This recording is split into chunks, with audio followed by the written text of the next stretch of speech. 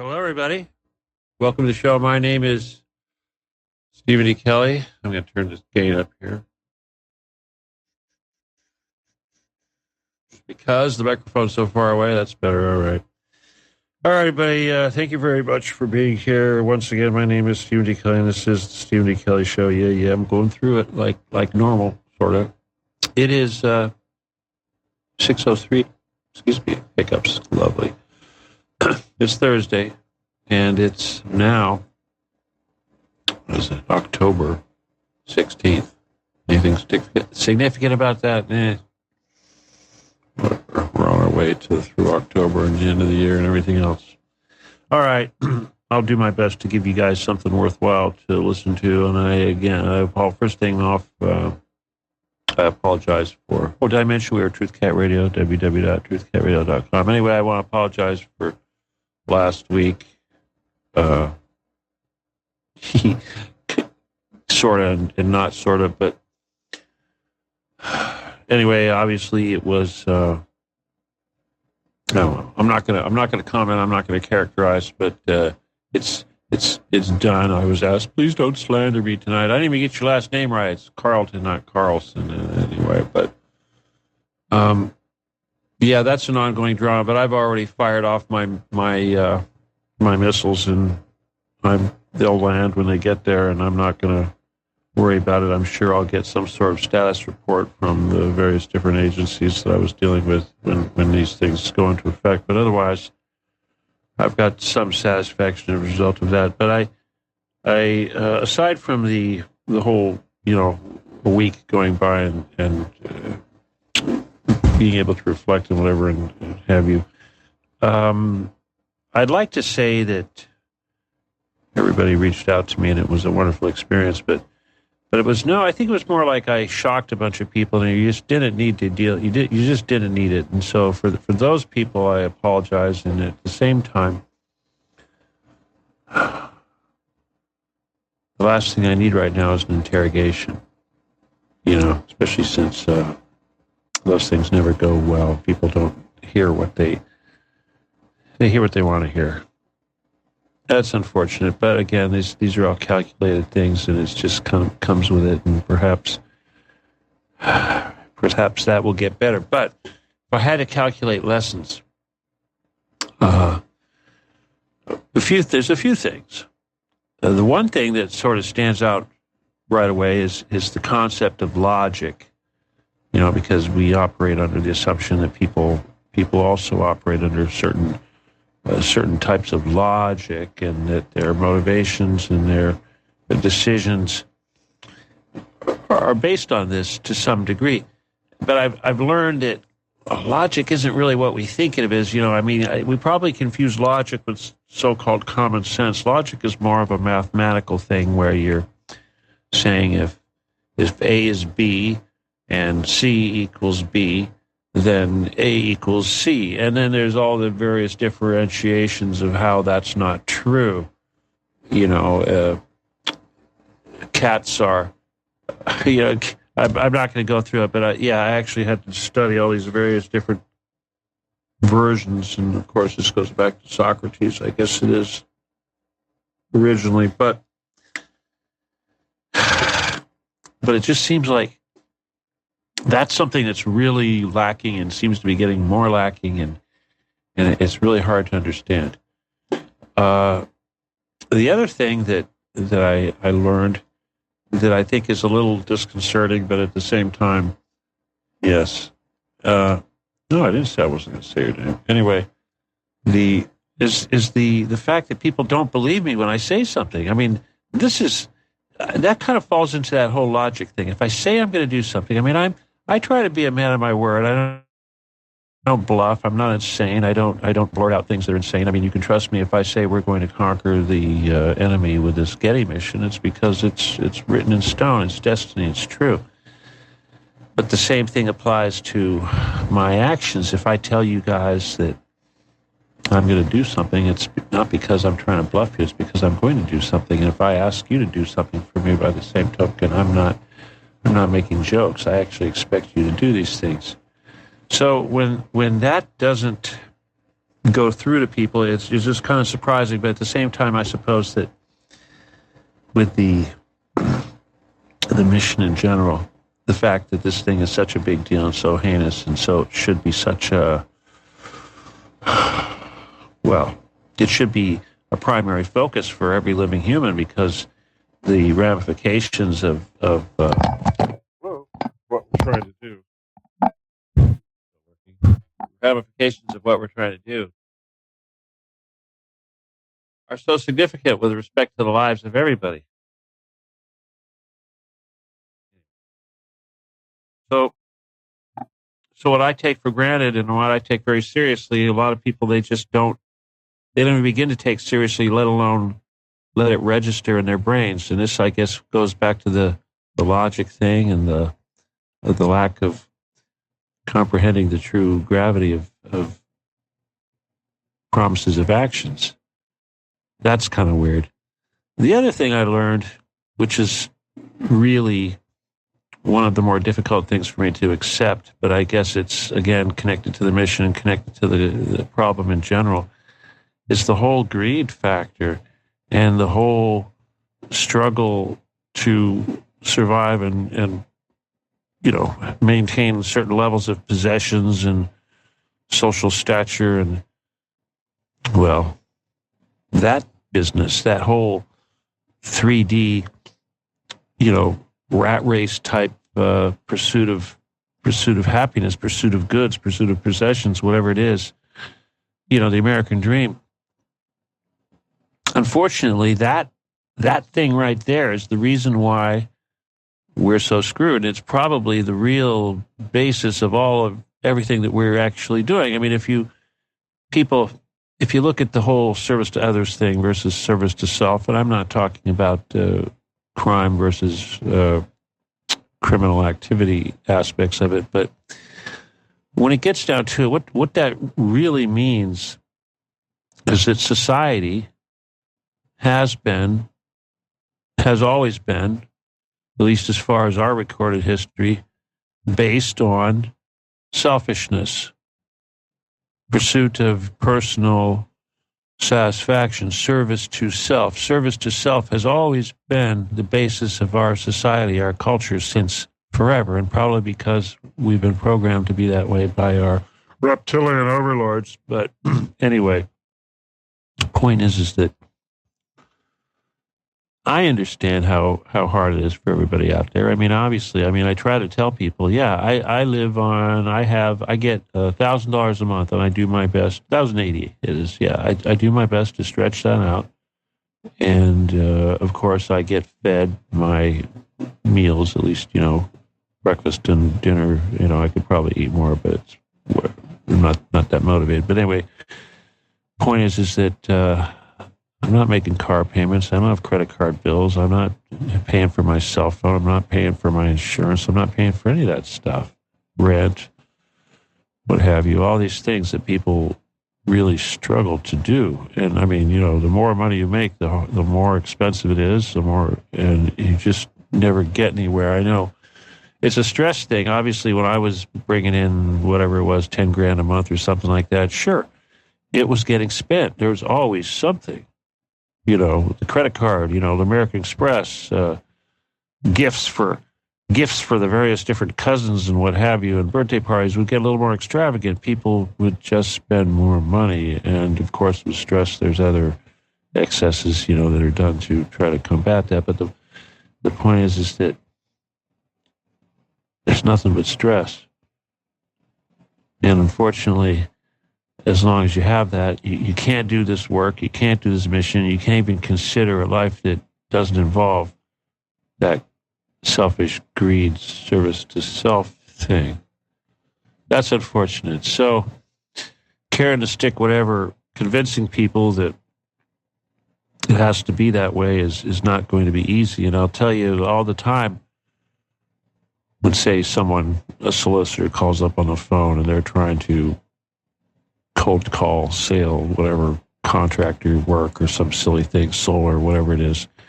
This is somebody that is hard up and is in that boiler room because they need that money. They need that commission. They could be uneducated Americans that have been priced out of the job market by foreign competition, et cetera, or the fifth column that's working inside here to destroy our economy, all these things. This is something else I need to talk about. I need to talk about China tonight. But either way, when I see these people, I don't look at them as just, well, you're inbred, you're dumb, you're all these things.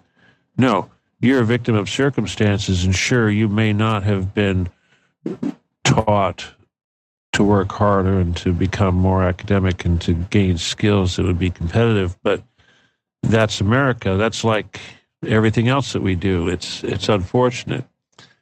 So, point is,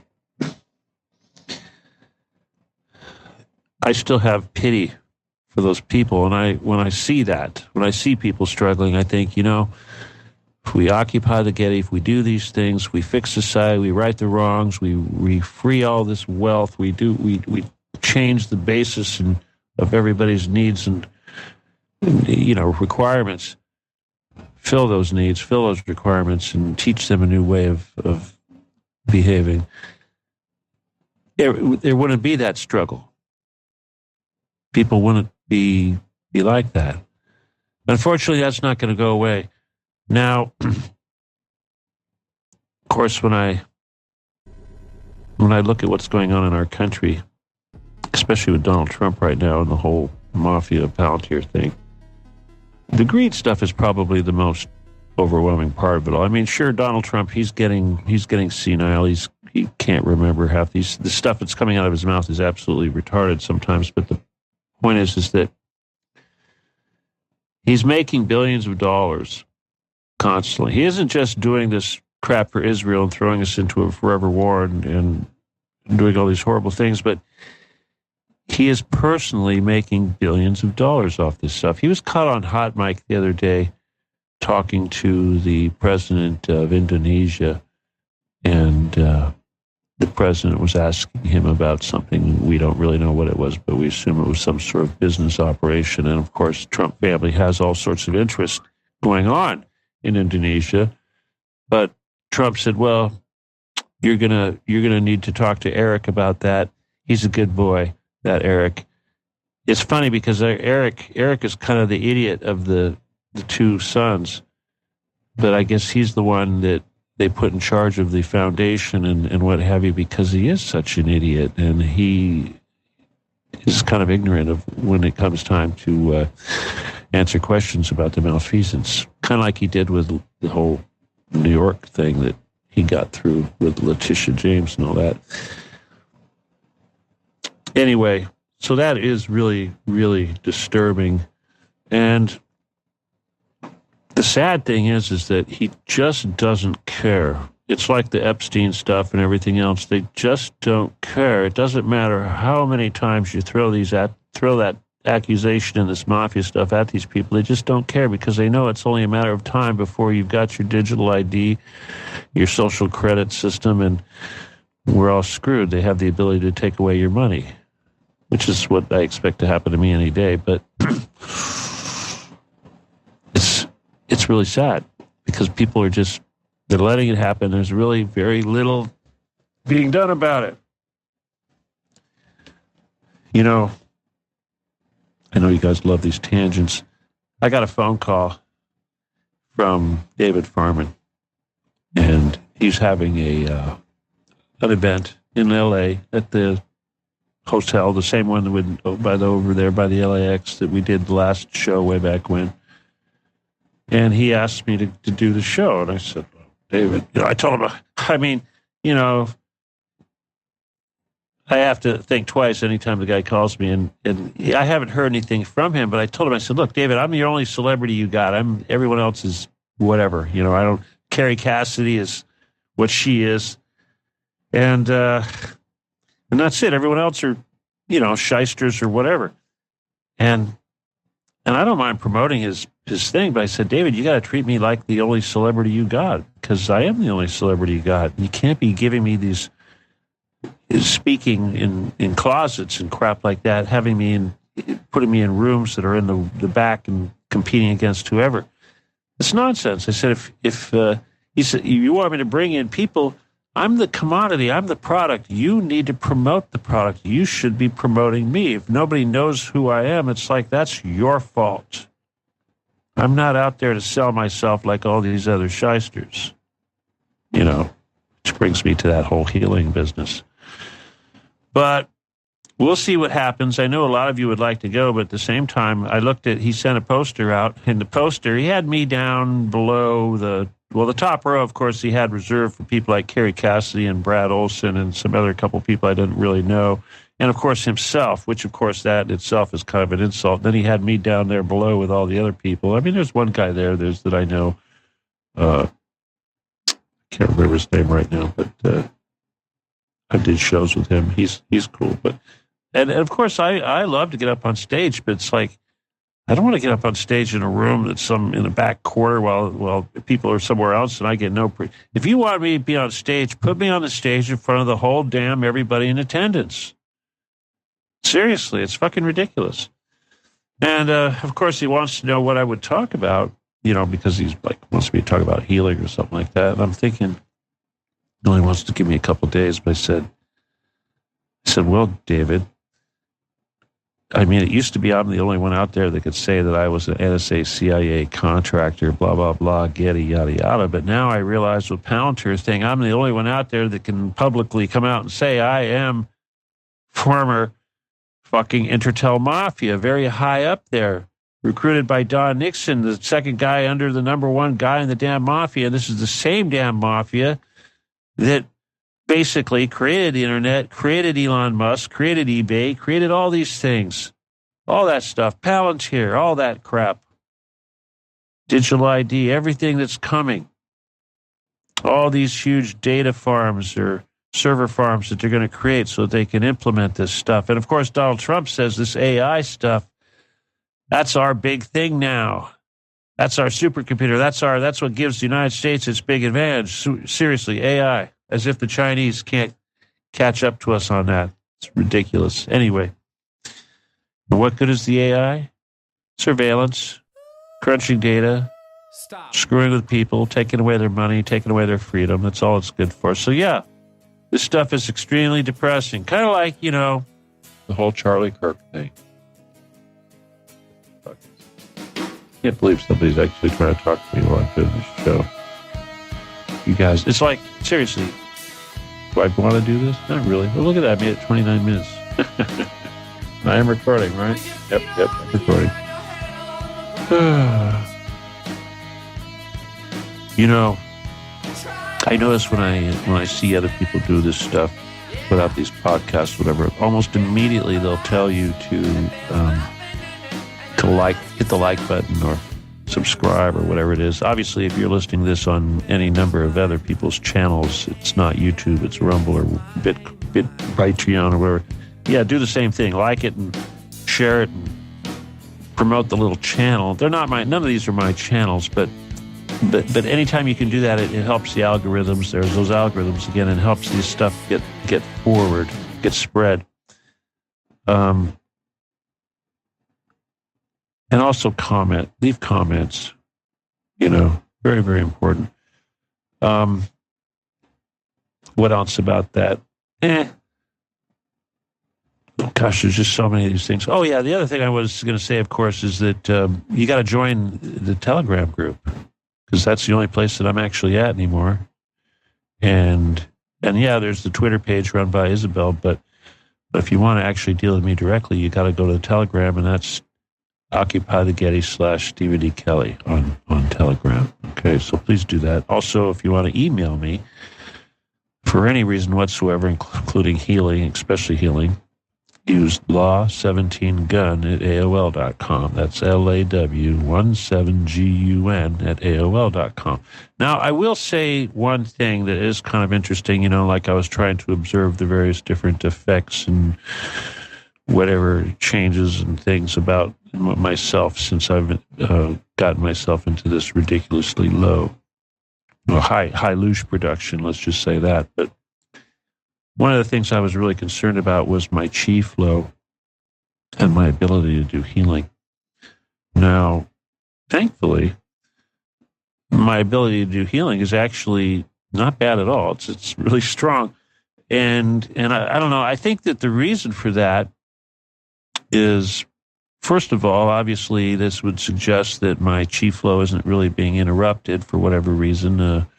But it seems to me that it's that lesson that we all need to learn, is that whenever there's a trauma, there's growth. Okay, so obviously, I put myself through this emotional trauma, and it's damage, and it's just like lifting weights. You know, when you lift up some heavy weights that are basically damaging your muscles, you're actually tearing those muscles. But when the tissue grows back, it rebuilds stronger.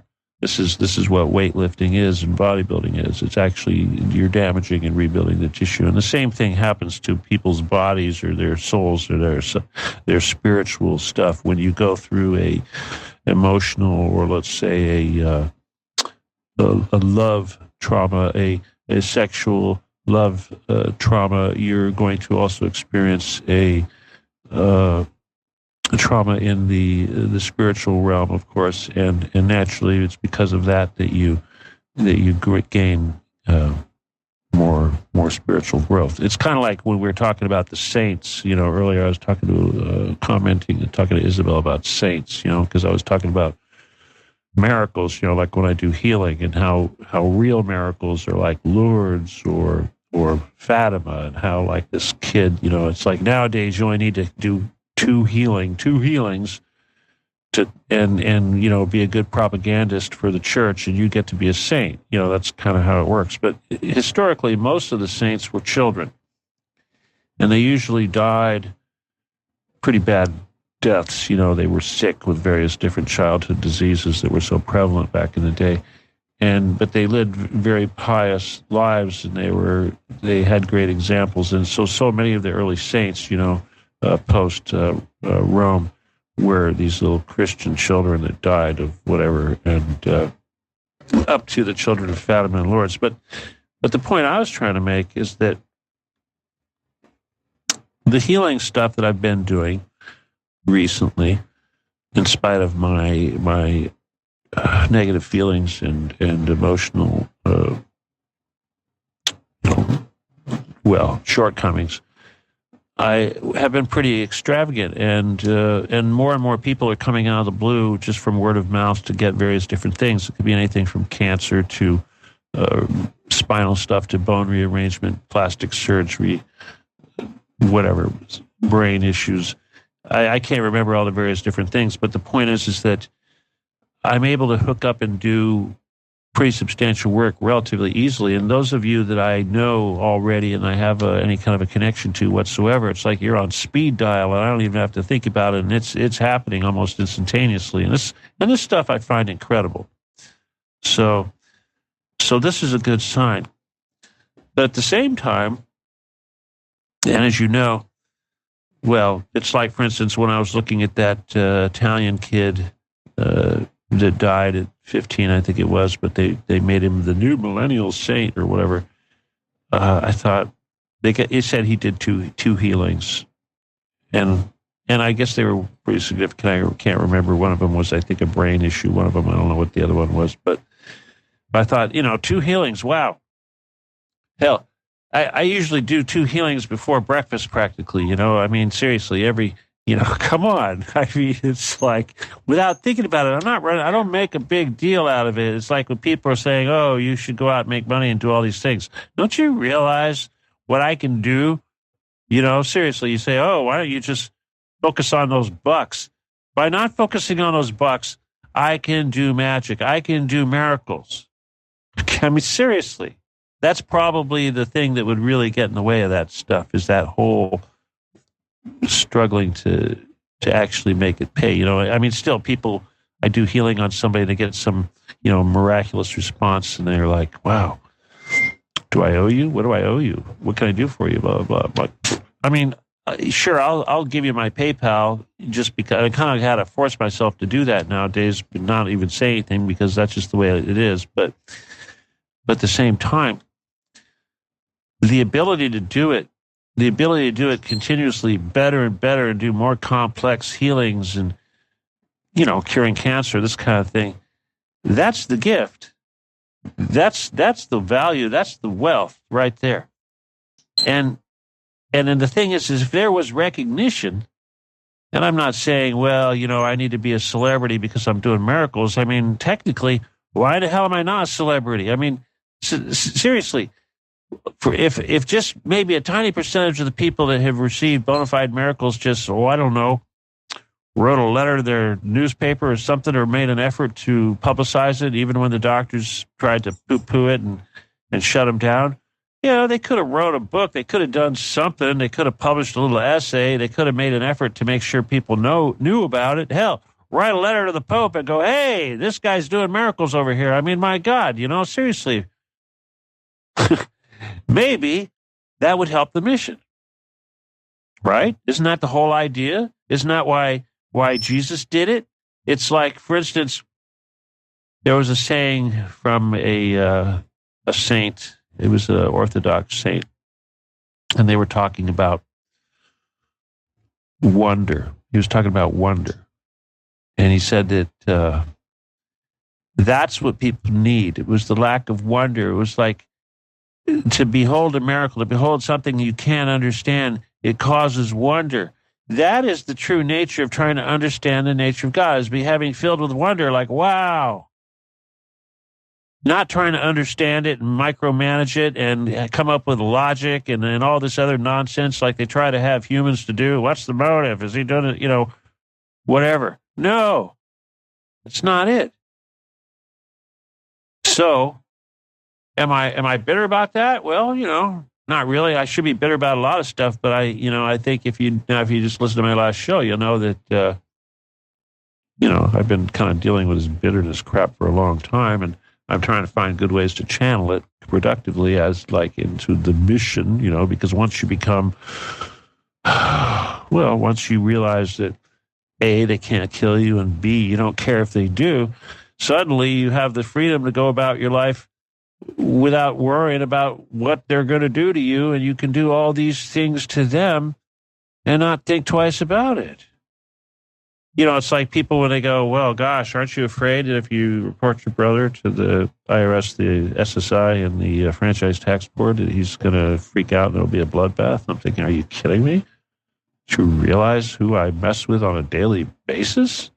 Hell, do we need to work downward? I mean, let's see. What, Trump? I mean, what, Gordon Getty? Gavin Newsom? Hell, let's see, what's his asshole? Vern? Okay, it's Vern. I told Vern he's I'm not going to worry about him anymore, but Vern, you're off the hook. But the bottom line is that, my God, the mafia, the Shin Bet, the Mossad, take your pick. I mean, the mafia, is the mafia not enough? Seriously, how many people have seen these movies? Everyone's terrified of the mafia. I'm talking the international world mafia, the number one most powerful mafia in the world, who I fucked over many, many times. Not the least of which was the time that their leader got thrown in jail and died. Who knows how many times they tried to put hits out on me. Seriously, we forget about these things. It's just like when somebody steals stuff from me. I mean, seriously, I can't even add it up, the stuff that's been stolen from me. I mean, and I'm not just talking about like my brother stealing stuff. I can't remember everything he took. I mean, like my family and everything else, they all took stuff. It's like, wow, if I actually saw what they took, I'd be like, oh, wow, I forgot I had that. But hell, in business, all these years I was in business, that's been ongoing, hundreds of thousands of dollars, just one account, I mean, here and there. I mean, seriously, hundreds of thousands of dollars over and over and over. You get a big contract, whatever, and somebody screws you, or you deliver and they don't pay, this kind of thing. That happens a lot. Countries screw you over. I mean, if sometimes it causes me to screw somebody over, I know that the Italian government is pissed off about something that they didn't get some material return to them. But what am I supposed to do? They called the embassy, said, hey, you got to do something about this Stephen Kelly guy. And the embassy says, I'm sorry, I digress. Anyway, the lessons, of course, are really what it's all about. And the other lessons that I have to learn is, or have to consider, is how does all this nonsense affect my mission in the long run? How does it affect my chi? How does it affect my balance of my yin and my yang, considering my situation with my twin brother, who seems to be the opposite side of the scale for me? You know, if he's out of the picture, what happens? Do I get stuck at a certain chi level? I guess if he's full feminine, then I guess that's not so bad. But is it like the Highland? Is it like Highlander? Can be only one? I don't know. Jesus had a twin. Thomas outlived Jesus. Interesting things to consider. So once again, and again, this was the lesson of like a couple shows back, is that when these things happen, we never really know who's responsible. We try to assign value to it, like, is this evil? Did evil cause this? Is this a good thing? Is this a bad thing? Who's responsible for this? But ultimately, I think that in this reality that we live in, that there's really no such thing. There is no black and white. There's a lot of gray. There's a lot of conflicting motives, a lot of conflicting agendas, a lot of conflicting possibilities, potentials.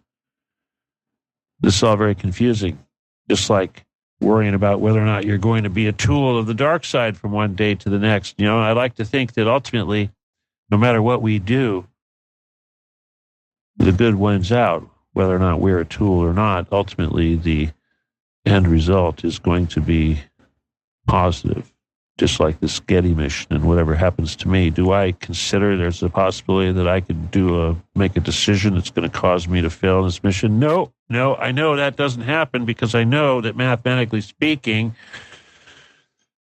there's no possibility. Mathematically doesn't exist. That's why it's a done deal. That's when it becomes destiny and written in stone. Just the way it is. So if anything, all these nonsense activities, these things that Satan does to try to throw hurdles and disruptions, are they actually going to end up causing some sort of detrimental effect to the mission? No, they might actually speed things up ultimately, because that's the way God works. I'm sure many, many times Satan has been involved in activity and had to wail and gnash his teeth, as they say, when it didn't turn out the way that it was expected. That's a continuing story, ongoing saga. And I'm sure it'll be the same with this particular story, too. So am I going to suffer for what I did? I don't know. Turn the other cheek, all these things? These are tough questions. But I will remind you, a show I did a while back called When Jesus Killed. And yes, of course, most of these times happened when he was a child and he didn't have the control that he did when he became an adult. But yeah, Jesus killed. Jesus took life. Did he bring it back? No. Sure, he brought back Lazarus and what have you. He did miracles and saved lives and brought people back from the dead. But did he actually cause permanent death upon a human? Yep. Did that make him any less Jesus? Nope. Anyway, we're all human and we fuck up, but at the same time, I'm sure far from being perfect, and I'm far from being Jesus, that's for sure. But I endeavor to be worthy. I endeavor to be worthy of this mission, that's for sure. And I endeavor to be worthy of all of your respect. Very, very important. And I'll tell you, the more I do this, the more I realize just how many people out there are paying attention, how many people do have a certain amount of respect. And I guess that's one of the reasons why I get shocked when someone fucks me over, because I'm kind of used to people respecting me. Okay? I'm kind of used to that. And then when somebody has absolutely no respect, and they have absolutely no common sense, and they have absolutely no logic and consideration that what I'm saying I'm going to do is actually what I'm going to do, and it's going to have very serious, nasty repercussions. It's like, I find this mind-boggling.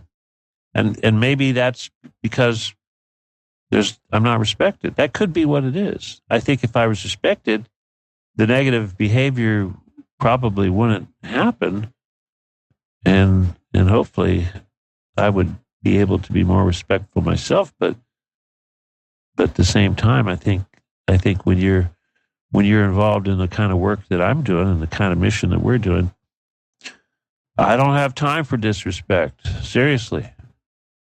We're in the middle of a war, and I have no time for bullshit, and I certainly have no time for petty disrespect and somebody trying to hurt me and get in the way of my mission. That's unexcusable, especially when I have other people involved from my team, from my mission, and I get them involved in something and they're disrespected also.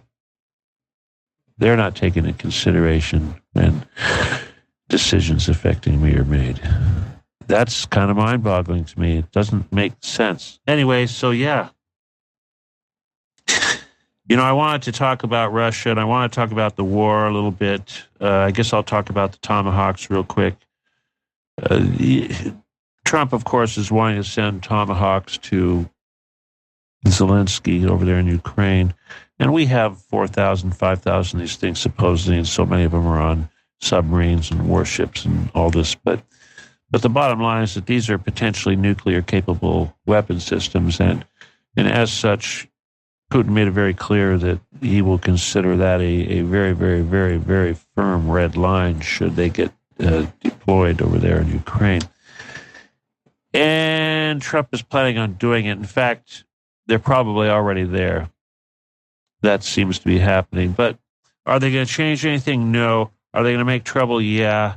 So this is a bad deal. And again, as a human, I find it illogical and hard to comprehend that this retardation continues and this lack of ability to negotiate and deal. It's just kind of like when I say, don't do this thing, or I'm going to do something bad, and they do it anyway. I guess that's kind of how Putin must feel when he says, don't you dare deploy those tomahawks, and then Trump says he's going to do it anyway. It's like, wow. Is Putin a bad guy because he's going to now have to go and retaliate? Seriously. Is he? No. No, he's not.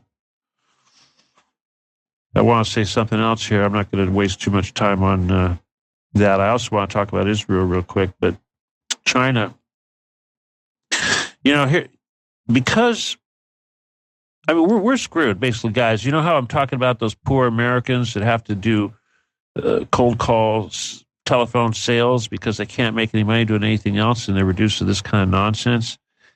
In China, they have more robots in assembly lines and doing various different functions, replacing human labor, than all of the robots in the entire world combined, from all the other countries combined.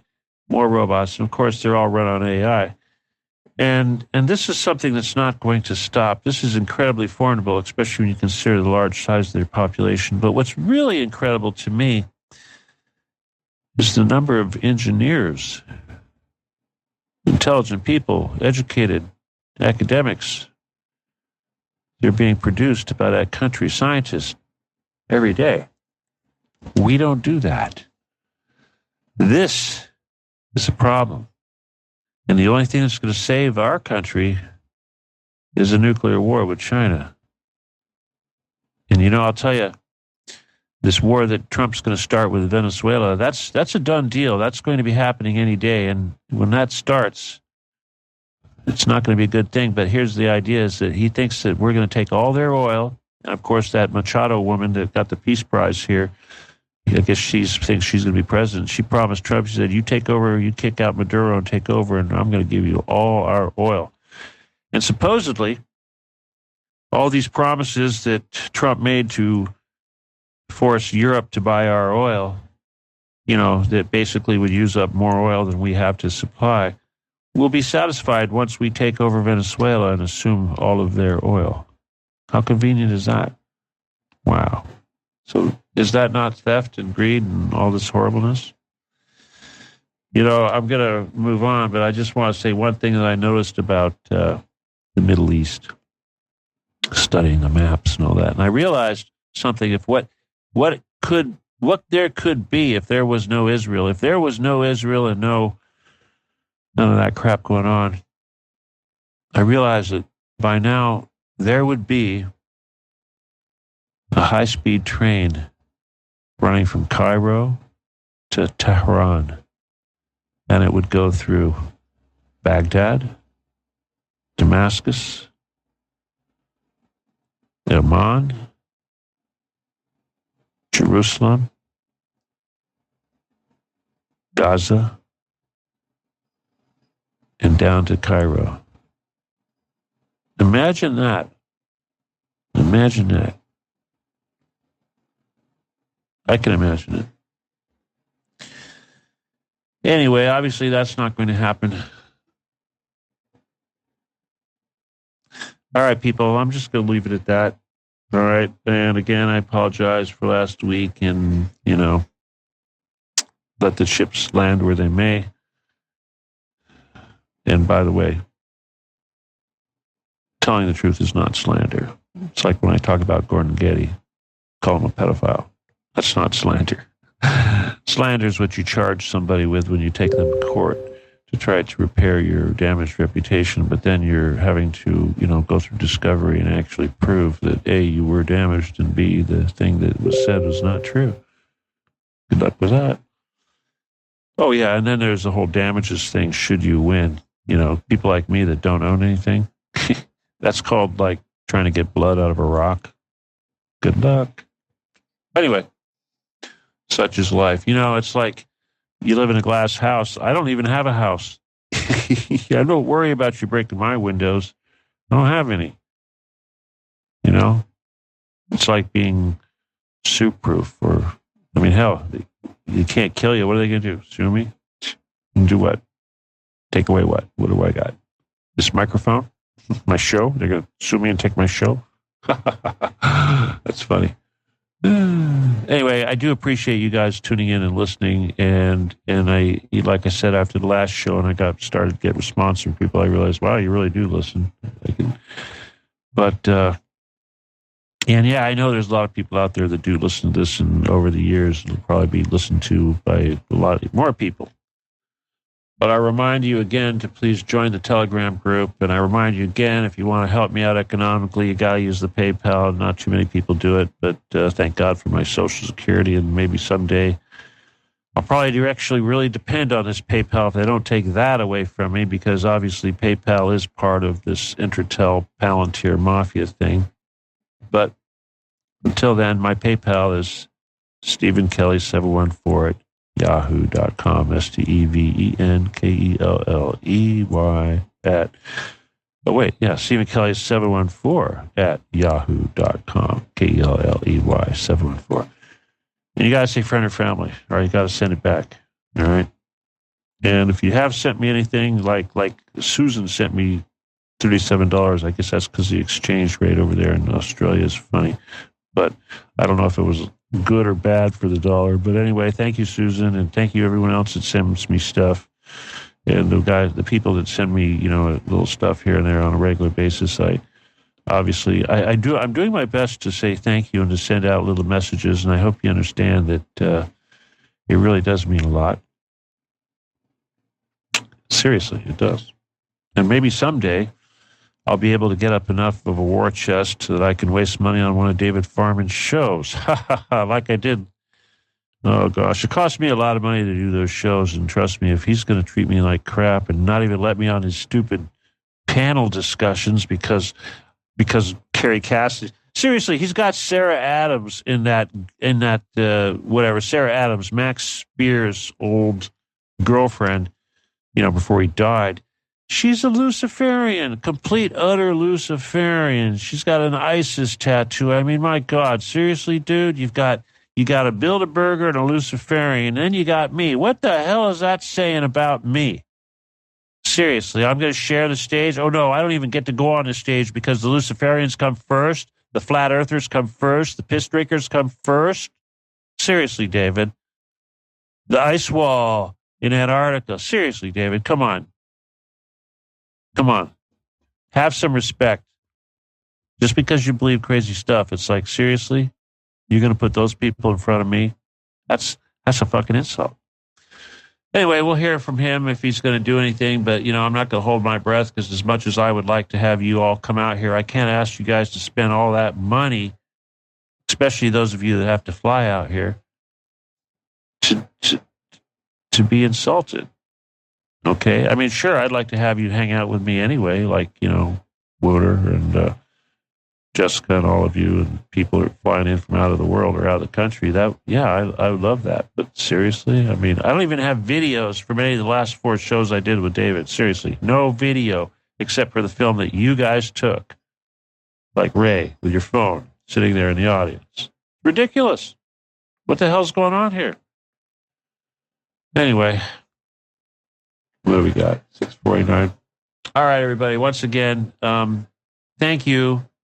And my apologies and my appreciation, my love, of course, to all of you for being here.